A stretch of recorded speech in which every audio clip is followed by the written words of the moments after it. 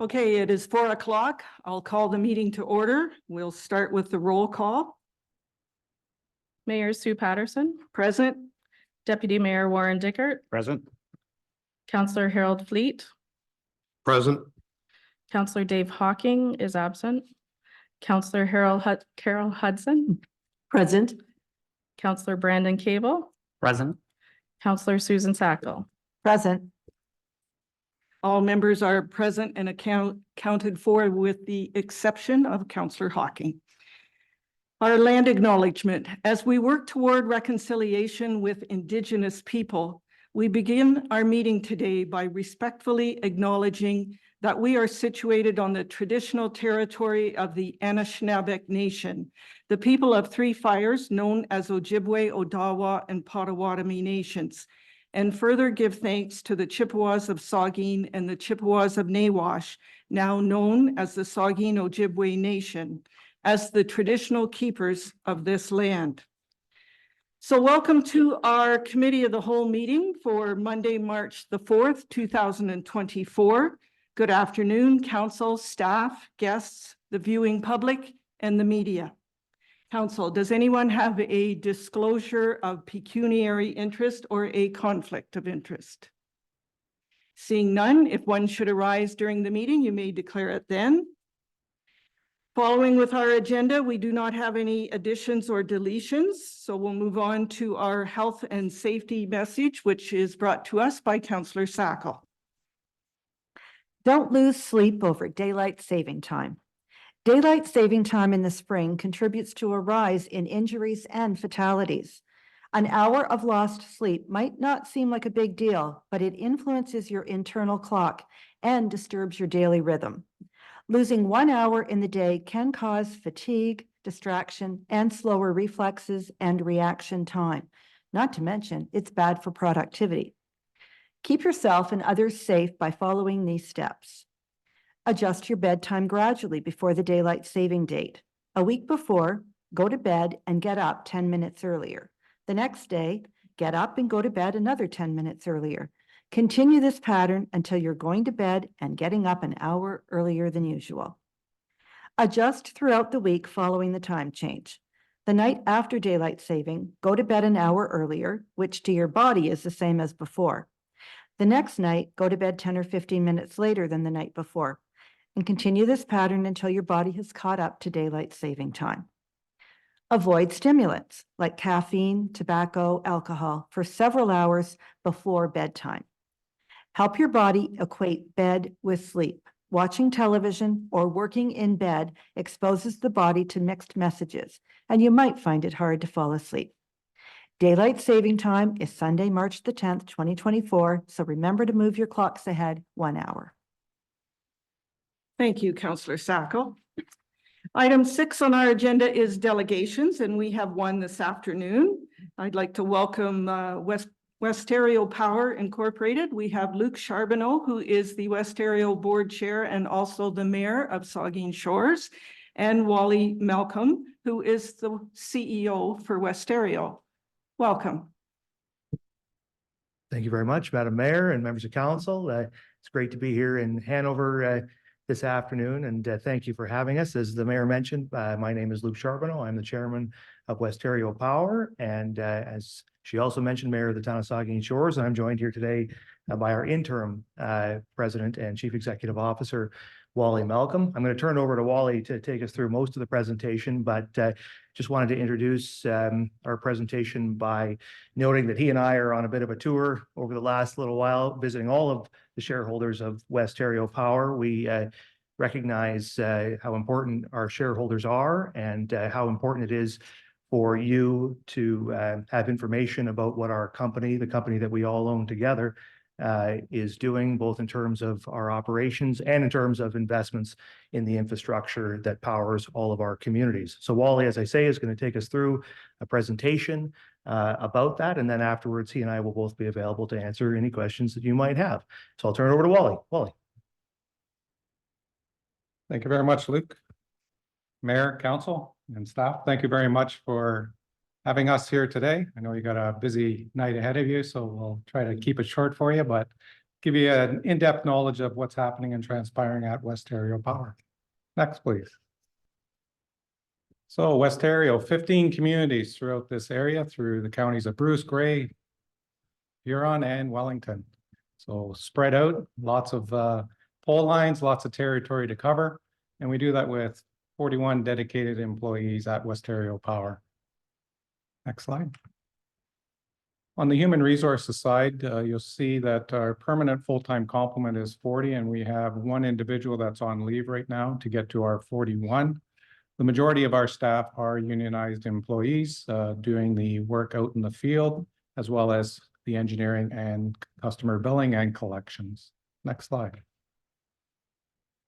As any company, especially during the COVID time period, hiring new individuals has taken time.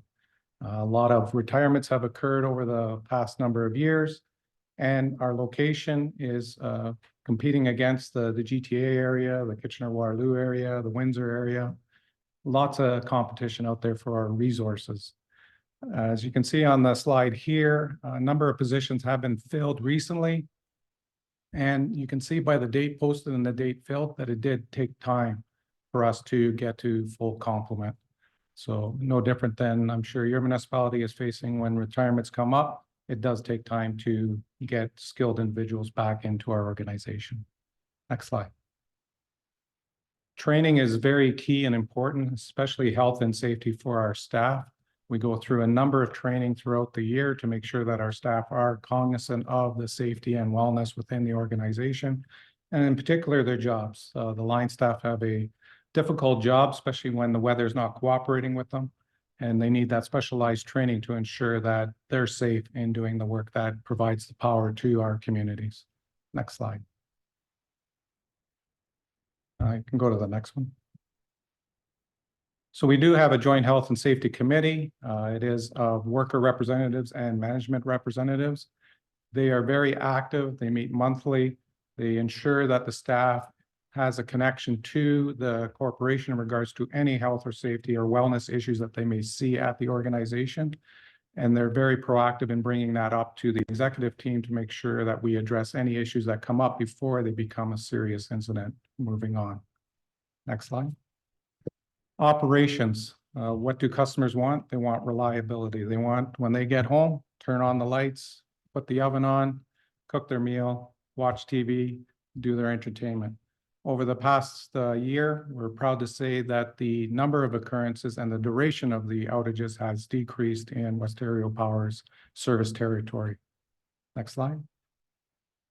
Some of the major projects that we work on, and the name of the project manager is to the right. The Teeswater Distribution Station rehab. We have a number of substations within our area that have come to their end of life, and we need to upgrade them. That's part of our reliability for our system, is to make sure that any of the decrepit poles or any of the substations that require to be rebuilt gets done, so that we can still provide that power of service to our customers. We have a 44 kV extension in Walkerton, a Kincardine underground rebuild, and a station tie in Walkerton as well. Next slide. The last station that we did was in Port Elgin. It was the MS1, which was just completed in 2023. Just went online at the beginning of this year. And as I said, Teeswater is the next station that we're working on. Next slide. Pole line rebuilds and feeder ties are all part of our distribution improvements. In order to ensure that we can provide reliable electricity to our customers, we have to complete a number of rebuilds and tie situations to ensure that we balance the loads and make sure that the power is where it needs to be for our communities. Next. As you can see, one of the areas that really causes grief for power interruptions is trees. If trees get into the power lines and the wind starts blowing, then you start having these momentary outages that people really get frustrated with. In this picture here, you could see that we went from a reactive maintenance program to a more proactive maintenance program. What that means is that we have a contractor on board. We've divided our service territory into 3-year cycles, And we've gone in to eliminate the tree contact potential areas within our service territory. And that has contributed to us having lower outages within our service territory. Next slide. You can go to the next slide as well. Revenue and expenses, finances are another key area that especially the shareholder likes to see, is making sure that we're being run efficiently and that we are making a profit so that we can take those profits and put it back into our distribution system. Over the past year, we're pleased to increase our net profit by $1 million through initiatives by the board of directors, working with the executive team to look at efficiencies within West Ontario Power and then utilize those efficiencies to recoup dollars back into the company that we can put back into our system. Next slide, please. The majority of our revenues is electricity sales, so we do not get to keep that portion of it. That's for the generators, the transmission companies. So the Bruce Powers of the world, the Hydro Ones of the world, they collect the majority of the money that we collect. So we act like a third-party bill collector for them. Once we collect it, we send it back to them. The portion that you see in green is what we get to keep for our distribution system itself. Next slide. Operating expenses, the operating maintenance and administration is the biggest component of our expenses at Westario. Next to that is our capital improvement program. Next slide, please. You can go back. Next slide. Cost of service application. So every 5 years, local distribution companies similar to Westario Power needs to go in front of our regulator, the Ontario Energy Board, to do a cost of service, which is for the next 5 years. Part of that is to look at all our costs. Over the past 5 years and forecast what our costs will be over the next 5 years. And then look at what dollars do we need to recoup to help build our program out through the next 5 years. As you can see on this slide here, $2.55 per month on average for a residential customer is what we are seeking. So that amounts to about a 1.97% increase in the current rates that residential customers see today. The general service under 50, so that's your small business owners, they're going to be seeing approximately about a 5.78% increase in their fees to help pay for our programs in place. The cost of service application, we submitted in November of last year. In February, the interrogatories, so we have 3 interrogatories that have put notice at the OEB that they want to challenge our cost of service application. They provided us with 150 plus questions the past 2 weeks ago. We responded last Friday to those 150 questions. The OEB staff also get the opportunity to ask us questions to clarify our cost of service. We received those actually this afternoon from the staff. So we're working on that busily to get answers to the OEB staff by tomorrow. The next step in the process is a settlement conference. So we meet with the OEB, their staff, as well as the interveners. It's a settlement conference for 3 days. That'll start this Wednesday and go Wednesday, Thursday, Friday all day. Fortunately, it's through Zoom now. Before, the last one that I did at the OEB was in person. So I spent a lot of days in Toronto before. Now I get to stay here in Walkerton and get to do this cost of service settlement conference at home, basically, which is nice for everyone. Makes it more streamlined for everyone else. After the settlement conference, then a decision will be made by the Ontario Energy Board and the board member that's overseeing our cost of service. And they will advise us after we go through the settlement conference as to what our actual rates will be for the various customers that we have within Westario Power. So hopefully by March, April, we'll get an answer in regards to our application, and so we can move forward. Next slide, please. Dividend policy. We really appreciate that the shareholders withheld half of their dividend requirement, that normally it's 100%. We required 50% of it back to help with our infrastructure needs and our capital needs, and as well as to meet our banking covenants. We have managed to do that. As I said, the last year proved to be very successful on efficiencies within Westario Power. And we're looking and moving forward to moving that back to 100% dividend paying to all the shareholders. So looking at 2024, which would mean 100% back in 2025. Next slide. Electricity rates. So the provincial government has a new electricity rate that's available to consumers. It's an ultra low rate. So between the hours of 7 p.m. and 7 a.m. For those that use electricity during night, and in particular what the government was looking at and targeting were electric vehicle owners, to say that if you charge up at home, we'll give you the lower rate at that time period because it's excess power that's out in the system. It's not high demand at 11 to 7 in the morning.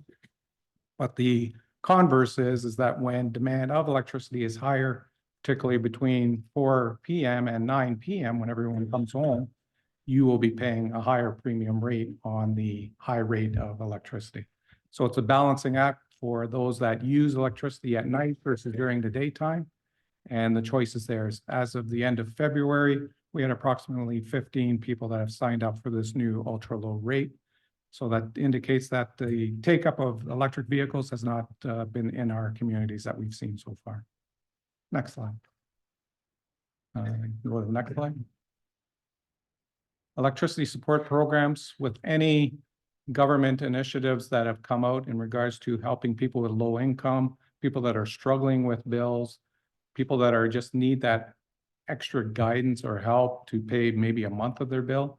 There are programs available for our customers to make sure that if they run into hard times, they can contact us, and we have 1 or 3 programs that we can offer to them to help them with whatever their case may be. So one is the electricity support program. With the high cost of electricity, the government has reduced the threshold for what low income means to this program. So they've reduced it by 35%, which is a great benefit for those that are really struggling at this time of the year. Next slide. So those are the 3 programs that are available to customers. Next slide. Customer service. We do like to get out into the community. A lot of successful green button items, which is if people wanted to look at their accounts and delve into the financial part of it and their consumption patterns, it's available to them to do that. We also have the ultra low rate that our customer service had to work on in order to make sure that we met the deadline for the Ontario government's November 1st deadline. Next slide. The next slide. One more slide. So community engagement. So Westario staff are very proud of being engaged within the community, doing sponsorship and donations, as well as attending different events.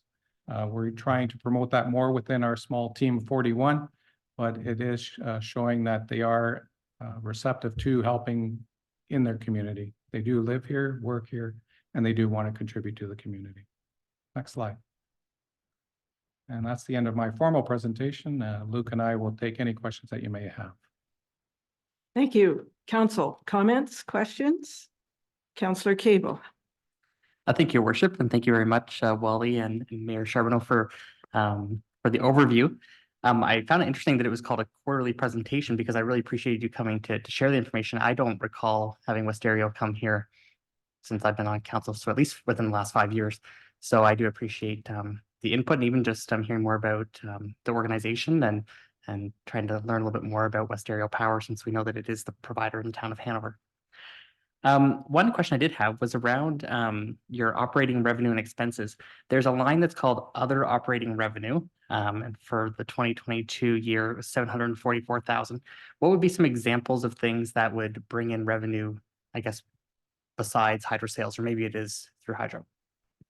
Yes, through the mayor, good question. We have a lot of pole rentals with communication companies, with Hydro Telecom. So by them attaching to our poles, we recover costs for that, and that's part of that other revenue. Excellent, thank you. Other questions? Deputy Mayor Dickert, then Councillor Fleet. Thank you, Your Worship, and thank you, Luke and Wally, for the presentation. Just wonder, with the move to electrification, what is the capacity constraints that West Ontario might have, and how are they preparing for that, and where are you going? Through the mayor, another excellent question. So in our area, we haven't seen the uptake in electrification, so heat pumps. There are a number of communities that are still electric heating. So the uptake on that is looking at whether they go to natural gas into the future. But as you heard from the Ontario Energy Board and from the government and the Canadian government of looking at trying to reduce greenhouse gas emissions. So that will put pressure on to the electrification of our system. Right now, we have the capabilities to handle it in the near term. We don't have overloaded feeders, and some of the projects that we talked about in regards to the substations, we're adding capacity to those substations. All the pole line rebuilds, we add capacity to that to make sure that the lines can handle the additional load. So currently, we're in a good standing, even if they went full out electrification with all the projects that we're doing in regards to our substation, I think we'll be in good shape. Councillor Fleet. Thank you, Worship. Thanks, Luke and Wally, for your report. It's great for you guys to come here and give us an update. I just have a couple of questions. When you set new time of use, is there any consideration into shift work? In today's world, everybody's working different hours. I just wonder if there's any consideration into that. And my second question is expansion. Yes, through the mayor. So for shift workers, what they've done is they had two time of use rates. So one is the standard one that you see for the blocks of time. The other one, the ultra low, also takes in consideration that if people are working on days or working night shift, or they come home, say they're working 3 to 11 and they do most of their items at night, that also benefits the ultra low people. So if they not at home between 4 and 9 and they're working, then to me, shifting to the ultra low time of use rate makes sense to them because the majority of their usage will be during that time period. The other one for standard is tiered rates. So you're allowed X number of kilowatt hours, depending in the summer and the winter, at a lower rate. And then if you go beyond that, so if it's beyond 750 in the summer and over 1,000 in the winter, then you get charged a premium on that. So that helps those that don't have high electricity use, but they're basically, it's scattered throughout when they use the bulk of their electricity, where the time of use, if you know that you're not home between 8 and 5, then that's the better option for you. The expansion, can you expand on what you're looking at? I'm just wondering if there's any, for West Ontario Power, if there's any future expansion for the company. Do you see it in the future or first? Yes, through the mayor. So looking at our geographical area and how we're situated, butting up to Hydro One, a lot of our land that's available to us to expand into is held by Hydro One networks. What I see as far as growth is any internal growth within the communities that we currently have. So if you have parkland or industrial area that you're looking at rezoning, then that's potential growth for West Ontario in the future. Thank you very much. Other comments or questions? Okay. Oh, Deputy Mayor. Thank you. Sorry about that. Just curious, how does West Ontario size-wise, and actually before the meeting we talked, there's a lot of amalgamations going on out there. Kitchener, Wilmot, and Waterloo North, Brantford, and Cambridge, I think, came together. How does West Ontario as a size-wise, and does that impede your ability to attract employees, number one, I guess, and also resources that you need, materials and that? I'm guessing you're likely on the smaller side across the province. Yes, through the mayor, yes. So West Ontario Power is a mid-sized utility. There are smaller utilities than us in the province. So I would say we're probably about number 20 on the list out of the 74 as far as, so it would be the 20th smallest, so about 50 size-wise in the province. The bigger utilities, so the top 10 would cover the majority of the customers in the province of Ontario. So are there it's like nothing you can talk about really. If there is people that are looking at amalgamating, even if they're not side by side, is there opportunities there to increase that? Yeah, and if I can, through you, Madam Mayor, as you sort of rightly alluded, we don't have anything to report to you today in terms of mergers or acquisitions with regard to the company. I think, our focus in the last little while has been very much on infrastructure and on our operations and making sure the company is sound and available to serve your community and every community as best as it can. What I can assure yourselves is that as shareholders in the company, nothing will change in terms of the overall structure of the company, without your involvement in those discussions, the involvement of the council of the town of Hanover and the councils of all of our shareholders, as well as our private shareholders. So I think it's something, that may come up in the future, but I guess I just want to assure all of you that, the company's ownership or structure can't change without your involvement, and so you will be involved. Thank you, Madam Mayor. Okay. All right. So thank you very much, Luke and Wally. Excellent presentation. We appreciate the details and very thorough discussion on your operations and the role in our communities. Thank you. Thank you very much. Okay, item 7 on the agenda, business arising from the minutes. We do not have any. Item 8, staff reports.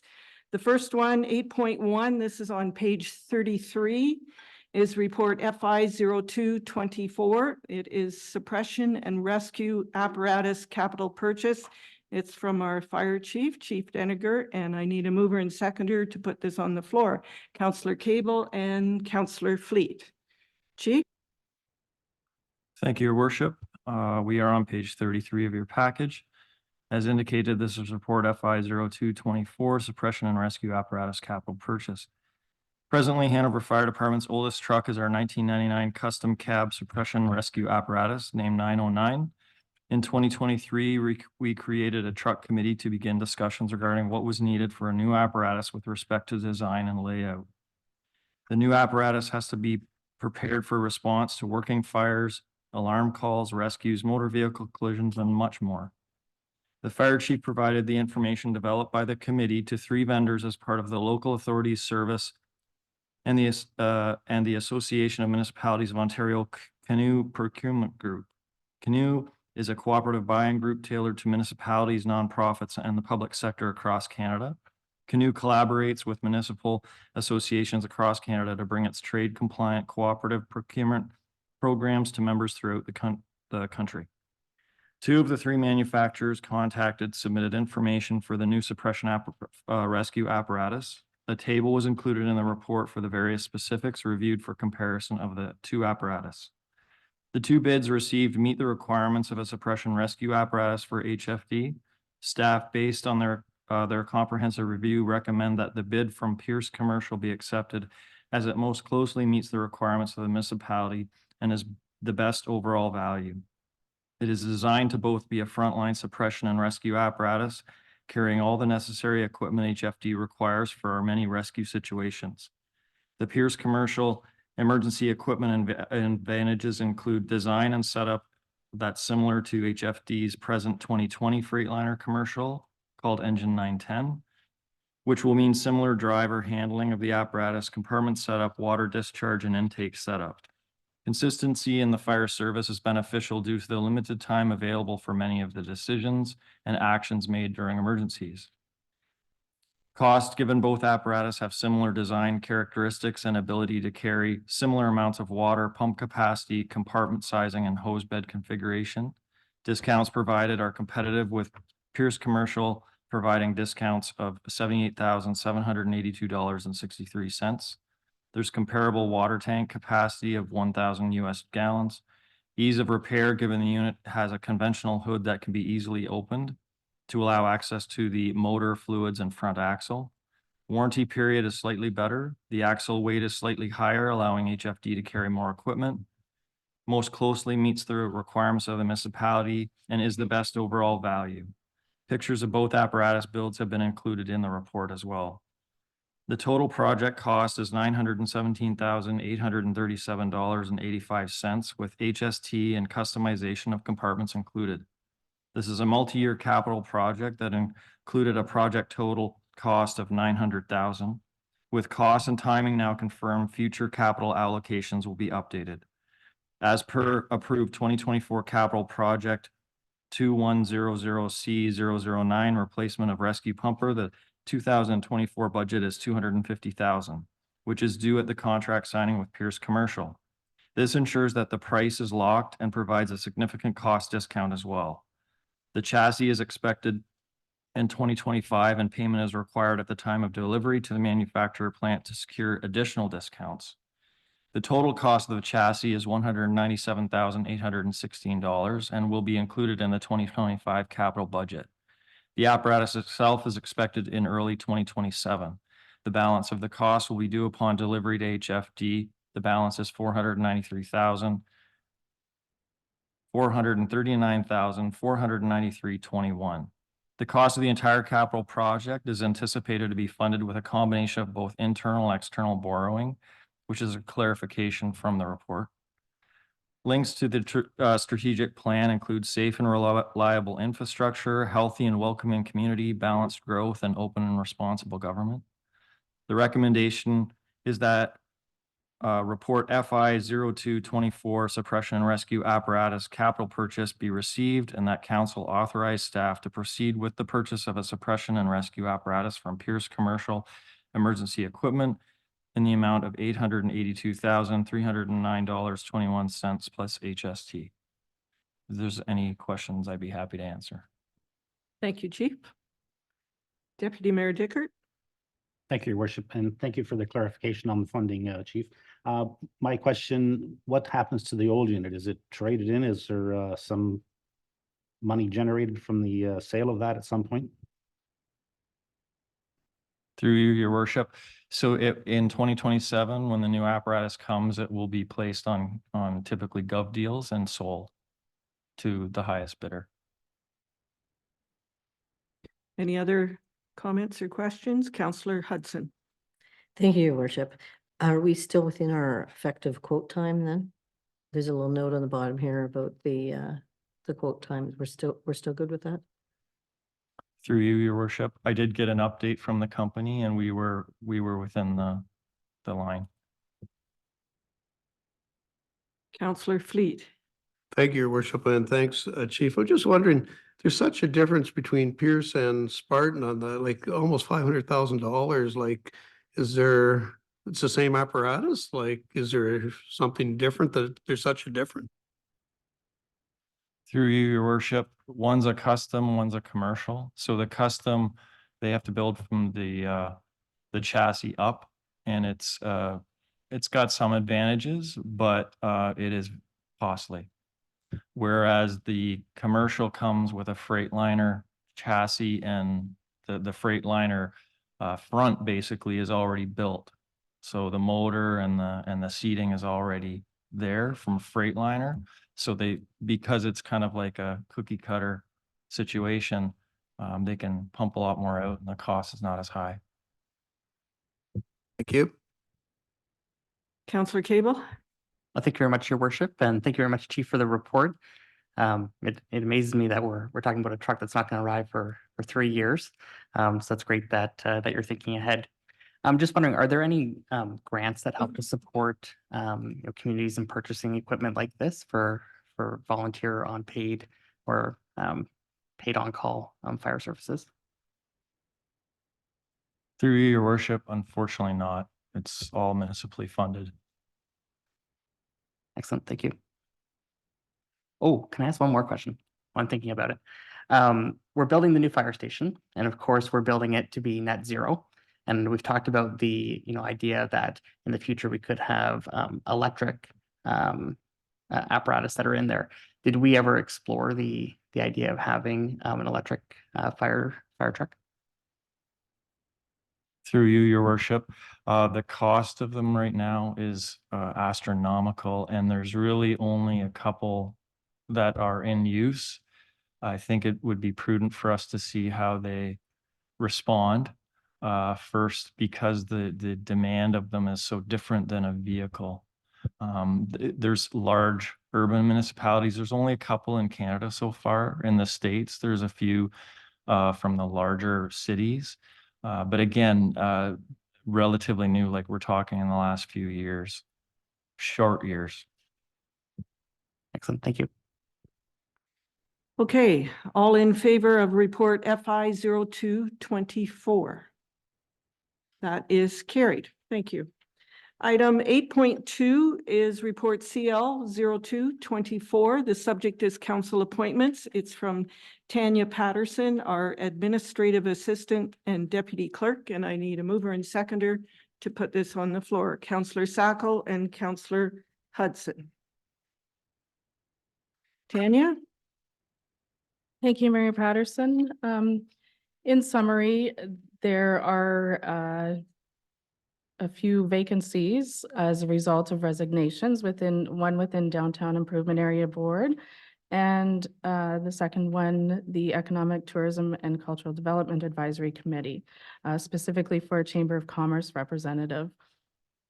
There was no solicitation for these applications.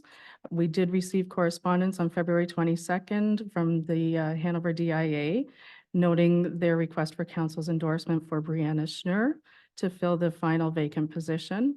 And correspondence received on February 20th from the Chamber of Commerce, noting that Georgina Barlow has expressed her interest to fill the vacant chamber representative on the Economic Tourism Committee. The link to the strategic plan is Goal 4, Balanced Growth. And the recommendation is that report CL 0224, council appointments to Downtown Improvement Area Board and Economic Tourism and Cultural Development Advisory Committee be received, and that council appoint Brianna Schnur to the Downtown Improvement Area Board and Georgina Barlow to the Economic Tourism and Cultural Development Advisory Committee. Thank you. Any comments or questions? Councillor Hudson. Thank you, Your Worship. I just have a clarification question, just with the DIA asking for council endorsement, where I had thought with the committees, there was an application that then went to you for decision. So are all the different committees, do they operate differently as to who is selected? I'm just not clear as to how that works out. I was going to say, for the DIA specifically, the members need to be part of the DIA, what's the word? Oh my goodness, yeah, boundaries. Thank you. That's a good word. I'm trying to say it with my hands. So they need to be part of the DIA boundaries, and typically they would bring forth those individuals within their boundaries that have expressed interest to be part of the DIA. And are they the only ones that operate that way? Or are the other committees similar? So each of the committees has a terms of reference, and it usually states who the committee makeup is or composition is. So the DIA, and I don't have it in front of me, but I'm going to assume it has that it needs to be part of you need to be part of the DIA complement. And I believe it was noted in the report that it was a resignation of a member who was no longer within the DIA area, and that's why they had to resign. So, and again, using the Economic Tourism and Cultural Advisory Committee as another example, that complement states usually a chamber representative, a representative of our Heritage Subcommittee or Cultural Roundtable Subcommittee. So we look to those organizations to provide us with those names and those examples as some examples for that question you've asked, I should say. Okay, thank you. Any other comments or questions? Seeing none, all in favor of report CL 0224. That is carried. Item 9 is correspondence requiring action. We do not have any. Item 10 is reports and correspondence for information. The first one, 10.1, this is on page 40 of the package, is DCS 0424. The subject is the quarterly financial statement back from October to December 2023, and it's from Chris Walker, our Director of Corporate Services and treasurer. And again, this is for information. Chris? Thank you, Your Worship. This is a preliminary review. It will change daily and it already has from the date that I gave this to you. Because what we're looking at is the balance sheet as of December 31st. And we also attach the payable listings for October to December 23rd. As we have noted on several occasions, a lot of our invoices and stuff still come in. The water billing is going out this week, which still includes part of December in there. So the revenue for water and wastewater will still be there. So I've shown you the statement of operations, and right now it shows that we have a small surplus of $4,800, of which there's a small deficit of about 900,000 from Launchpad, and the water wastewater right now at 38.3. Again, that will change. Remember, water wastewater is not part of taxes, so all the revenues and expenses will balance to zero. So if there's a surplus, it will go to the reserve funds. If there's a deficit, it will come from their applicable water and wastewater reserve funds. So right now we have a current surplus of about $43,000. Again, that has changed. Just got notification of another bill for another $1,500. So that continues to go down. We're hoping by mid-March, everything we can sign off on everything, but this gives you a preliminary look at it. And the Town of Hanover taxes receivable graph is attached to show you that right now we have outstanding taxes receivable about $565,000 at the end of the year, which is about 6.7% of our actual 2023 town-only levy. But because we also collect on behalf of the county school boards and DIA, when you put all that together, we're down to about a 4.1%. Anything under 10% is considered positive for taxes receivable. You remember in our reserves, we also have an amount they're called working funds, about 475,000. So basically, we try and make sure that that's at least 75% of our outstanding taxes receivable, which would be about 423,000. So we're well within our limits. Everything looks good for us. And in case you're asking or wanting to know, we have 5 properties currently that were registered for tax sale that were part of that 565,000. Of that, we still have 4 that are in tax sale. 1 paid it off. There are 23 that are in the process that could be registered, and that has dropped down to 17. So about 21 different properties are making up a lot of those reserve taxes receivables over years. If you wanted to know regarding outstanding tax receivable, if anything has not been paid after 2 years, the municipality has the option to then put them for tax sale, which that means is you register from tax sale, they have 1 more year to pay everything up as of that date. So it also includes current ones as well going forward. They have until the date we're ready to sell to pay everything up in full. If not, we would put it up for sale through tender results. And if we don't get any monies for the sale, then we would vest the property in the town. So we either get say 15,000 in taxes, or we get the whole property that could be worth hundreds of thousands of dollars. So we're not losing money on it, in case you're wondering. Okay, and this again provides a quarter review of the accounts payable. Balance sheets provide regarding the 2023 fiscal year to date that we have so far. The link to the strategic plan is open and responsible government. And again, as the mayor has mentioned, this is just to be received for your information. Thanks, Chris. I just want to make one clarification. It's okay for council because we have the report in front of us, but anyone listening, that small deficit for Launchpad is just about $900, not 900,000. Oh, did I say 900,000? Sorry. Well, it says it's 830.50, but there was another $100 that had to go against it. So it's $30.50 deficit, which will be made up in 2024. Good. $900 isn't bad. So, any questions or comments for Chris? Councillor Saka. Thank you, Your Worship, and thanks for clarifying that deficit. Chris, just one line under accounts payable, page 45 of our package 012100. You just have the word fire and it's 1,347,000, et cetera. Is that our payment for the new fire hall? Is that what fire stands for, is the new fire hall? Not necessarily. That's the combination of the capital and operations together, and that's the net that would have been paid in those 3 periods between October, November, and December. And most of our payments for the fire hall build were within that amount. Okay, we'll move on. Thanks, Chris. Item 10.2 is report PW 0324.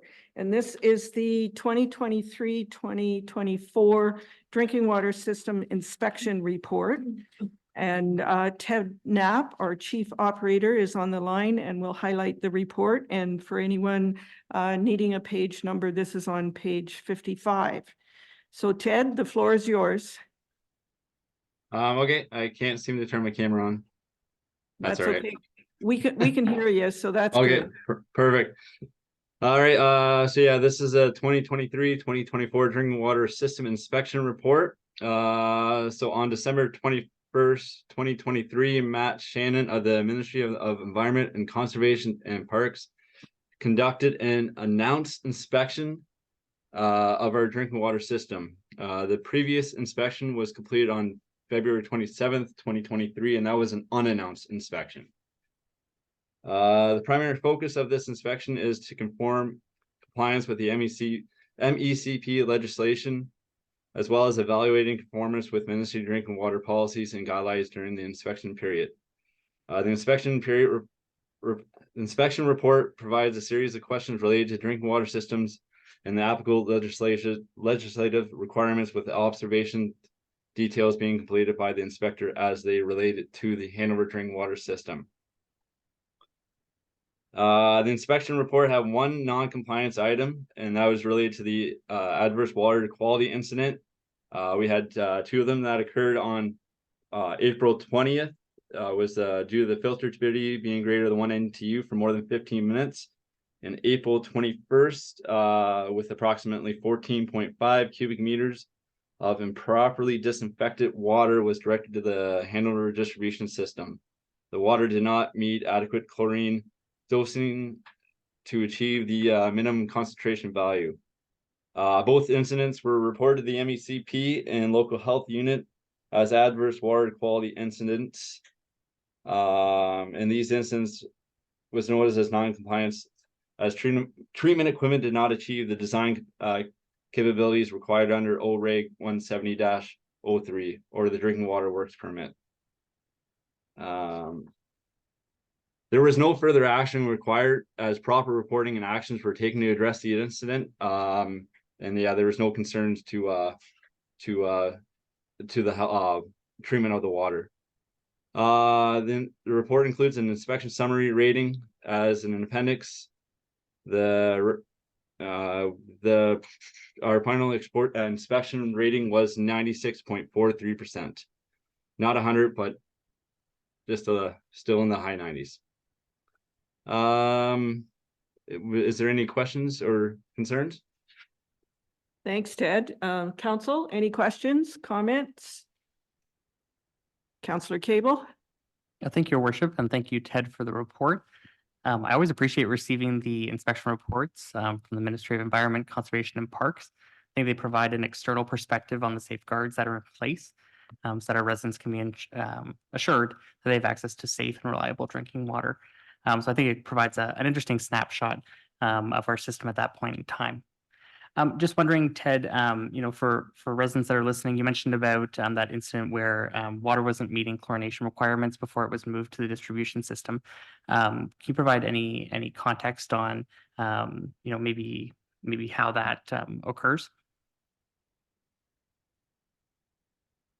So basically what happened with that was a pump locked out with the low chlorine, like it's supposed to.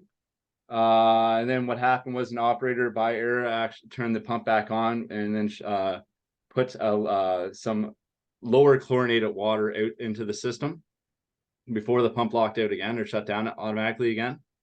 So the way we rectified that issue was back flushing that low chlorinated water back through the plant until we have proper chlorine residual.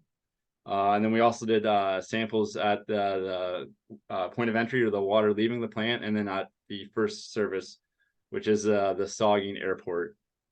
The other incident with the filter turbidity being over 1 NTU was again an issue with the filter locked out and then was turned, put back into auto, too fast and too early before the, turbidity was, came back down, which, caused another adverse. And to rectify that problem, we dumped the clear well, so there's no way that water could actually go out into, town. These issues, if the system works right, they won't happen. This was an operator error, but they do sometimes happen. It is very tough when you get called in at 1 o'clock or 2 o'clock in the morning to make sure you're alert and on, and you don't press the wrong button here and there. Excellent. Thank you very much, Ted. And I appreciate all the tracking that goes in place in order to monitor all of these things. And also, I'm sure this was a good way for your team to look at how maybe we could make a change for future. So thanks, Ted. Just to let you know, your camera is working. Whatever you did, it's working now. So any other comments or questions for Ted? All right, seeing none, we'll move on, Ted. We're at 10.3. This is page 82 of the package. And this is report PW 0424, and it is the wastewater treatment report. All yours, Ted. Okay, so this is a wastewater treatment report from October 1st to December 31st, 2023. Some highlights and major activities during this period include November 24th was the final sludge haulage day, which is crazy that we could still haul sludge in November. We were only able, we didn't get that many out that much out that day, only a few hundred cubes. In 2023 in general, we spread onto 63.5 hectares, 157 acres of the total 343 or 848 acres of approved sites for NASM. On November 6th, Dave Ross from Environment and Climate Change Canada completed a federal inspection of the wastewater treatment plant, including he took effluent samples while there. There was no correspondence or concerns that he provided from that inspection.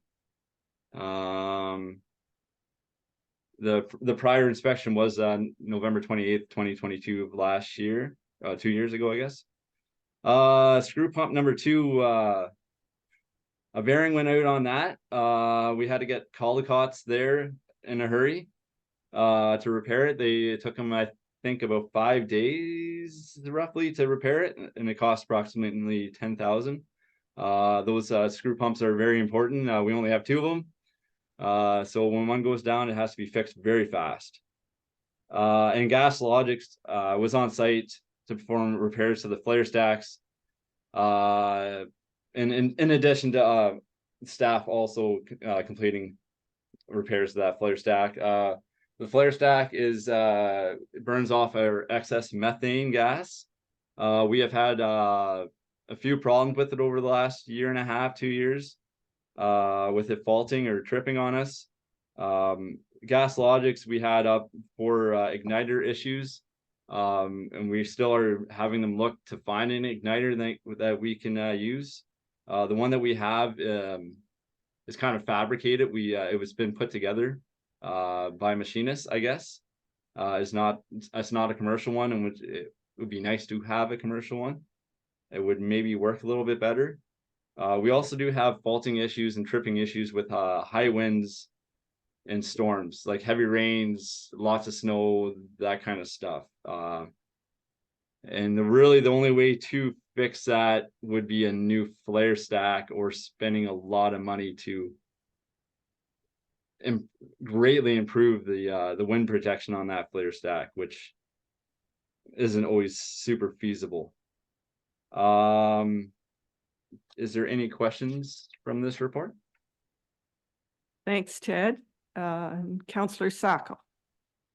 Thank you, Your Worship, and thanks for your report, Ted. I appreciate you explaining what a flare stack is and the issues revolving around that in terms of getting a new one or getting a commercial one. But I did have a question about your entry for November 3rd. It said that the digester overflow box was filled with rags. How do rags get in there, Ted? So rags going into the digester. Basically when we get high flows, our trash removal system, which is right on our raw influent, influent coming into the plant. So if there's if we have high flows, the water will actually bypass the trash removal system into a coarse bar screen, which does not remove the rags nearly as well. So then the rags will get to our primary clarifiers and settle out in our primary clarifiers, which will get pumped to our digesters with their sludge. And then when the digester gets a few rags in it, it'll overflow from one digester into the second, and that's usually when it gets caught in the overflow piping. The piping is like one pipe's 4-inch and the other pipe's 6-inch. So that's where we get to find them when it clogs those overflows. When the system works right, we don't have them. Very good. Other questions or comments? Councillor Cable. Thank you, Your Worship, and thank you, Ted, for the report. I feel like we've been hearing about the flare stack report after report after report. This has to be years that this is ongoing. Is there any plan, like is the flare stack part of an upcoming refurbishment at the wastewater treatment plant, or part of that expansion? Like, is there do we have a plan to fix this on a more long-term basis? Not that I know of. I would imagine, like with planned expansion, the upcoming planned expansion, yes, it will definitely be, I'm assuming, replaced or refurbished. We have been working very diligently on getting it to work better, and it is working. It has been working better in the last 2 months than it did for the last 2 years. That being said, we will always have faulting issues with high winds. But we do have the igniter working a lot better, and the gas a lot cleaner going to it. Okay, thank you. Okay, thanks, Ted. We'll move on to the next report, 10.4.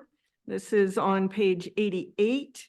It is PW 0524, and it's the water treatment report. All yours, Ted. Okay, this is the quarterly water treatment plant report from October 1st to December 31st, 2023. Some highlights and major activities during this period. Aramosa Engineering has completed the review of our SCADA system and provided recommendations for the upgrades. Due to the complexity, we are going to complete this project in 3 phases. The total cost is estimated at $1.5 million, with phase 1 for the SCADA server and water treatment plant estimated at $800,000, and that is to be completed in 2024.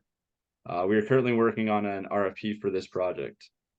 Staff, we have chemically cleaned filter 3, the upflow side of filter 3 multiple times with hydrochloric acid, NSF hydrochloric acid, which has improved the performance of the filter. Trojan was on site to troubleshoot the UV system. It was diagnosed that an air leak was causing air bubbling in the UV reactor, which was causing some low dose alarms or low flow alarms also. And then microsystem weekly testing from May 31st to October 31st from Rural Lake has shown all the tests have detected no indicator of blue-green algae. Would there be any questions or concerns with this report? Thanks, Ted. Are there questions or comments for Ted? Deputy Mayor Dickert.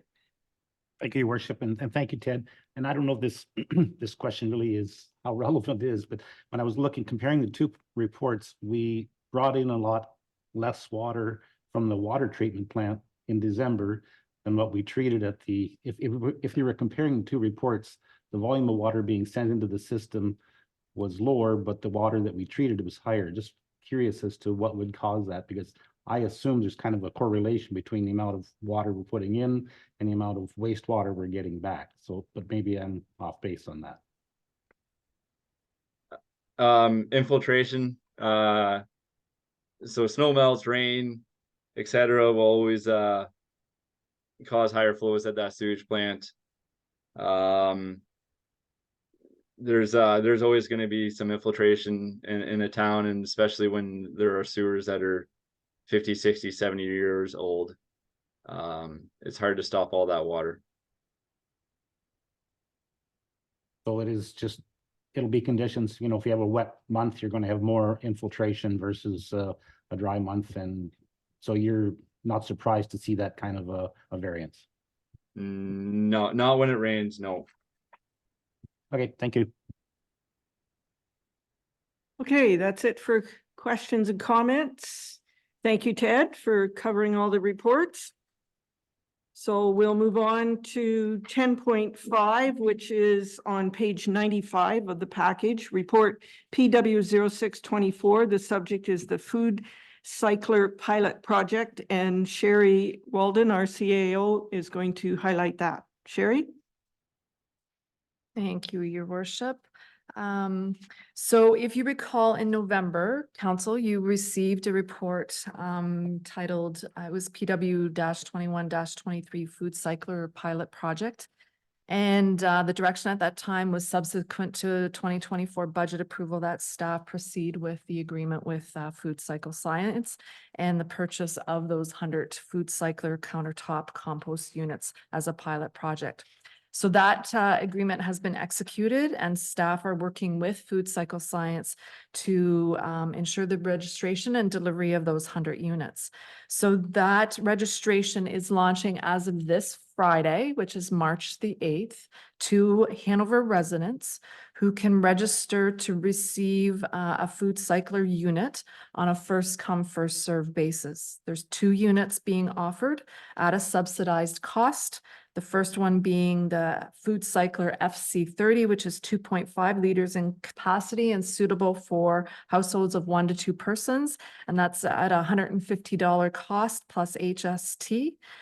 Just as a note, there's $350 in subsidies between the town and the Food Cycle Science programs that they have in funding that they've received. The Food Cycler Echo 5, which is a 5-liter capacity and suitable for households of 3 or more, is for $300 plus HST. And as a note, again, that's at $500 in subsidies being offered, subsidies and discounts being offered. So as noted, that registration begins as of March 8th for Hanover residents. And you can find more information, for those of our residents listening, at hanover.ca / Food Cycler.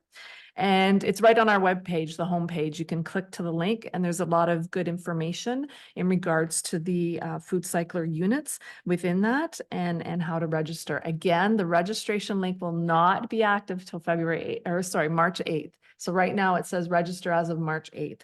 And we're hoping to have those registrations continuing through till March 22nd, at which time there will be a vetting process to make sure that those people who have registered are in fact Hanover residents.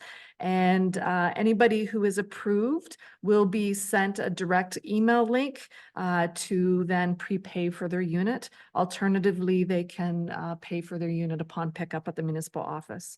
We expect those units to arrive early April, and we'll share with those 100 residents the actual pickup details and information.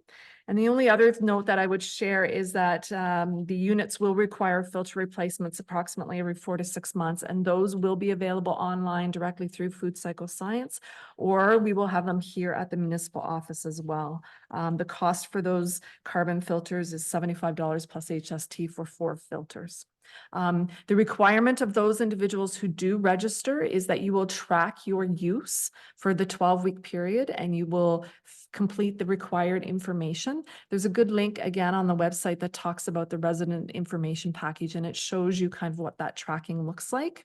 And that is submitted, and then Food Cycle Science is able to provide a report on how much waste was diverted from our landfill, et cetera.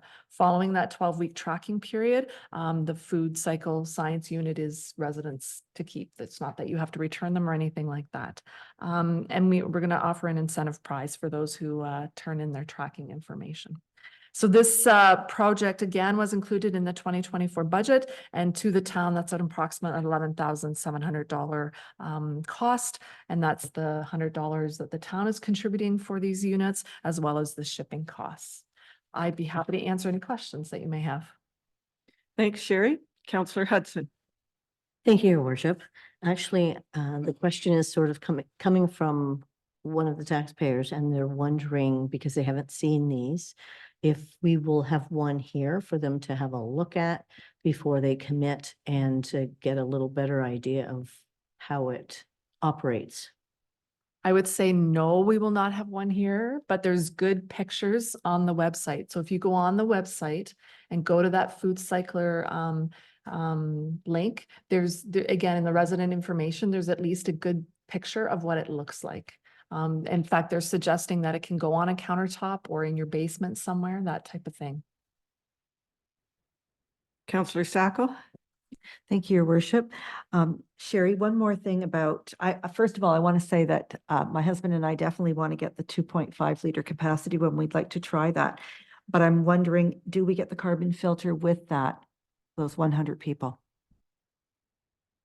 That's a really good question. I would assume, and maybe Tanya, through you, Your Worship, can answer that. I would assume it comes with its initial carbon filter. It will be the replacement filters that you need. And I'm seeing nodding, so that's correct, Tanya? Okay. So can we also assume that staff have been briefed on this, because they may get some questions? So yes, Tanya definitely has been briefed, and I know Steph Smith in our office has already had some questions today. They wondered why the registration link wasn't working. It's not till March 8th. So we've got some keeners. So again, March 8th, that link will be working. Okay, very good. All right, moving on, 10.6, page 97. This is the library board meeting minutes from January 17th. Councillor Hudson. Thank you, Your Worship. So January 17th, we had our library board meeting. A lot of the information in the minutes we've already worked through. And as you are probably aware, Carolyn Cascanet has accepted the position for chief librarian. So that position is, she has filled that, and she's been working very diligently to go through the initial stages and get things up and running. I'm just going to highlight a few things that are coming up for March break. We do have some fundraising initiatives starting, but nothing concrete enough to discuss as yet. But with March break coming up, there's a lot of programs involved that I think people should probably know about. There is actually a program this Wednesday called Budgeting Basics for Adults, and with Dawn Butland, it's a free program starting Wednesday at 6:30. And then as far as March break, they have something going on every day. On Monday, there's a pottery painting and seed starting workshop. Tuesday, there is a program sponsored by Nuclear Waste Management called Ooh, That Science is Gross. Wednesday, there's a Magic Eye Walk. Thursday, a magic show. And this is the second time that Scott Dietrich's been at this one in Hanover. And last year it was sold out. The cost of that's $2 a ticket. So it's quite reasonable. And then Friday, there's a unicorn magic dance party. So something happening every day. And then also some adult programs as well. March the 11th, Amanda Archibald is in the Saugeen Room to discuss palliative care with also a person from Saugeen Hospice in Walkerton, also to educate and answer questions. Tuesday, they've got adult story time. This is a memory cafe that they have started with this initiative for those experiencing memory loss, and the caregivers are invited to come together. And also, there's been great response to the seed library. They've given out a tremendous amount of packages of seeds. So lots of people starting their seeds at home before they can get them outside. So that's been very positive. And before we had the nice weather, the snowshoes were lent out several times. So a lot of good programs and a lot of different collections that are happening in the library as well. So not just books. Very good. Of course, if there's any questions, just raise your hand.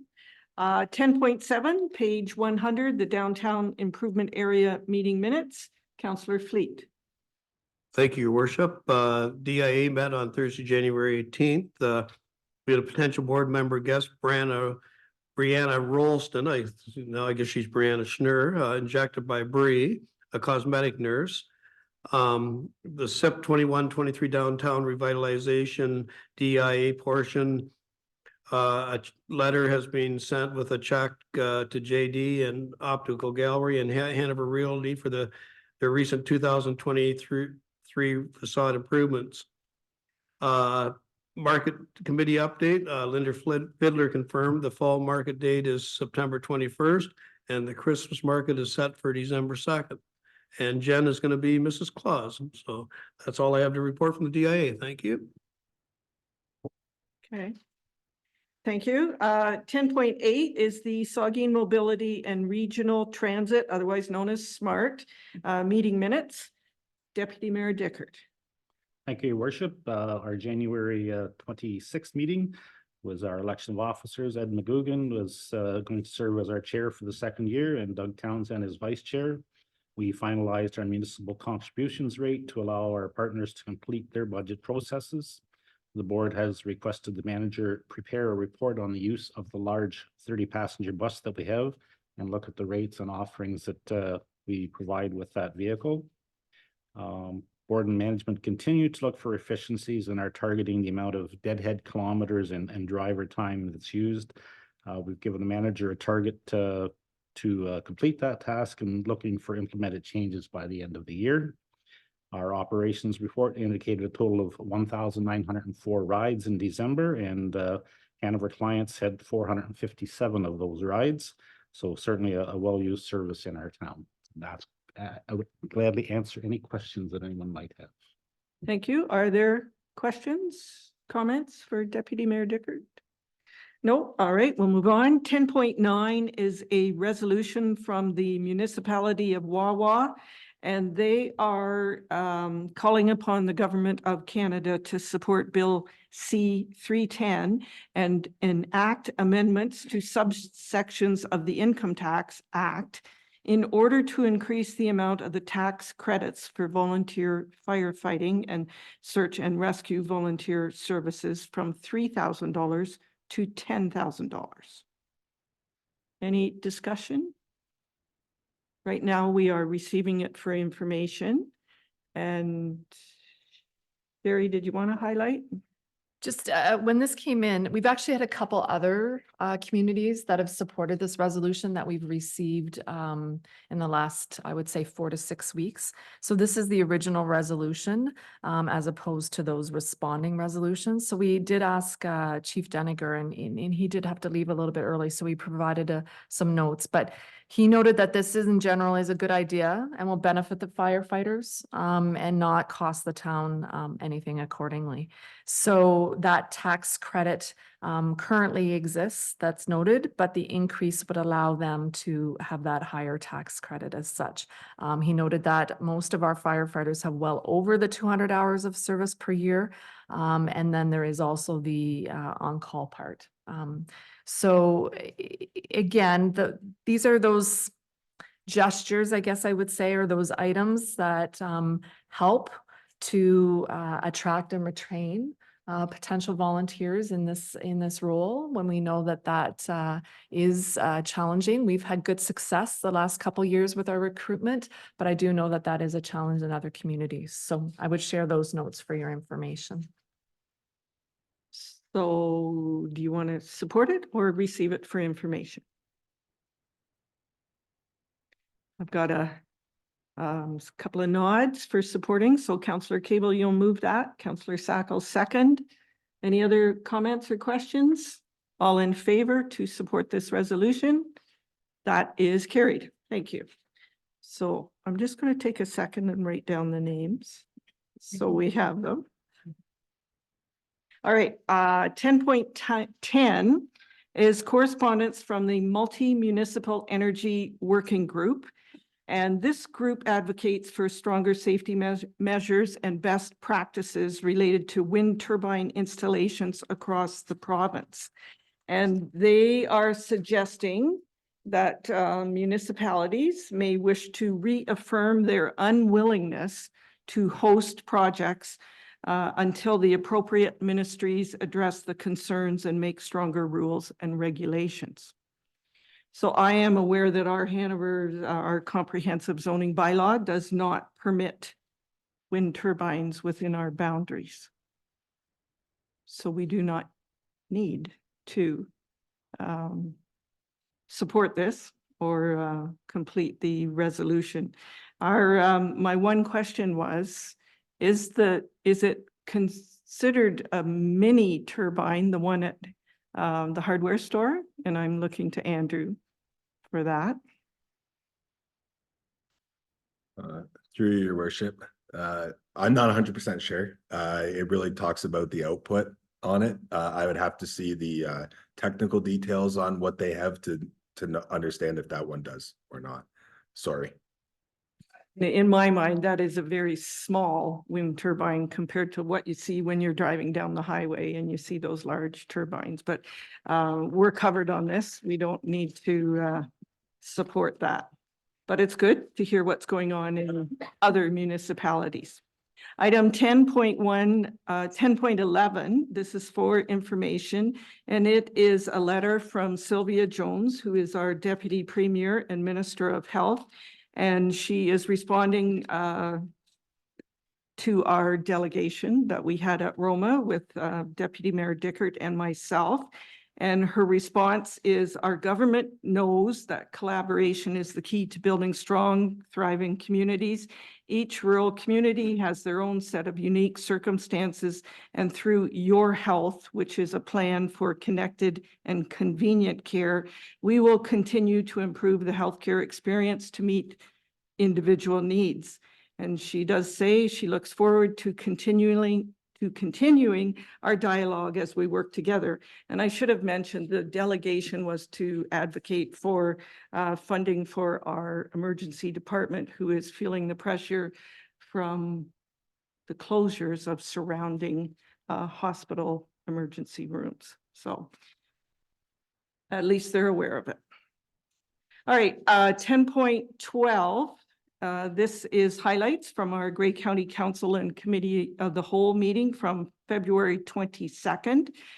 At that meeting, we did have a delegation regarding speeding on Grey Road 31 in the community of Rob Roy. Rob Roy is in Grey Highlands near Singhampton. County staff provided rationale for the current speed limits, and council voted to maintain the current limits, which align with MTO standards and county policies. We did have a very good discussion about that after the delegation. And you can see both sides at times, but they are following policy. So it was not voted in favor to reduce. Council also had a presentation about bioenergy, and this was from Envest Corporation. Envest is an energy company which is involved in source separated organics, recycling, and green energy production. So they are developing a plant in Southgate, actually in Dundalk, in their industrial park, and it is an anaerobic digester project. It was a very interesting presentation about how this all works. So it'll be good to see how that develops, and maybe we'll get a tour of it when it happens. Staff presented council with options to reduce the Gray Transit route, which is also known as GTR. You may have seen those buses. Reducing the service levels to realign with available grant funding. Council voted to withdraw county levy funding for the GTR in the 2024 budget. So to bring operating costs down, all weekend GTR service will end at the end of April of this year. And also the Owen Sound to the Wyerton route will be discontinued after Labor Day. In addition, routes will see some stop locations removed, and the GTR service will continue at the current level until the end of April, and then the changes will start.